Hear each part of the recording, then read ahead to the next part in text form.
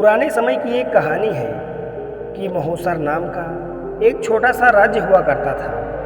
एक दिन गुप्तचरों ने राजा को सूचना दी कि पड़ोसी राज्य हम पर हमला करने वाला है।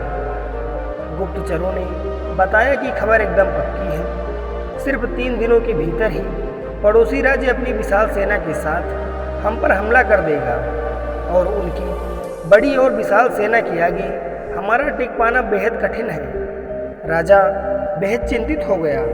उसने तुरंत सभा बुलाई और सभी लोगों से सलाह मांगी कि अब हम लोगों को मरना तय है। अगर किसी व्यक्ति के पास कोई सुझाव है तो वह अपना सुझाव हमारे साथ साझा कर सकता है।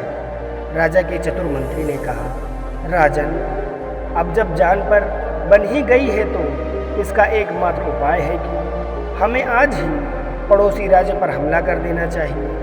यह बात सुनकर राजा बोला, मंत्री जी, हमारी सेना बहुत छोटी है, हम उनका मुकाबला कैसे कर पाएंगे। मंत्री बोला, राजन, पड़ोसी राज्य की अभी युद्ध की तैयारी नहीं है। अभी उन पर हमला कर दिया जाए तो वह संभल नहीं पाएंगे और हमारे जीतने की कुछ तो उम्मीद बनेगी। ऐसे में अगर हमने हमला नहीं किया तो हमारा विनाश तो तय ही है, क्योंकि कुछ दिनों में पड़ोसी राज्य हम पर कूच ही करने वाला है। राजा को बात जच गई।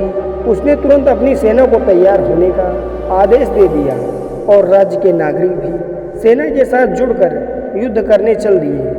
पड़ोसी राज्य में जाने से पहले सेना को एक विशाल नदी के ऊपर बना एक पुल पार करके जाना था। जैसे ही सेना पुल पार करके पड़ोसी राज्य में घुसी, तुरंत राजा ने उस पुल को आग लगवा दी और सेना को बोल दिया कि अब हमारे वापस जाने का कोई रास्ता नहीं है। या तो हमें विजय प्राप्त करनी है या फिर यहीं मरकर अपने प्राण त्याग देने हैं। सभी सैनिक अपनी पूरी क्षमता के साथ लड़े और पड़ोसी राज्य की बड़ी सेना को भी मात दे दी। मित्रों, जैसे राजा ने अपनी सेना की असफलता के सभी रास्ते बंद किए, ठीक वैसे ही आपको अपनी असफलता के सभी रास्ते को बंद करने होंगे।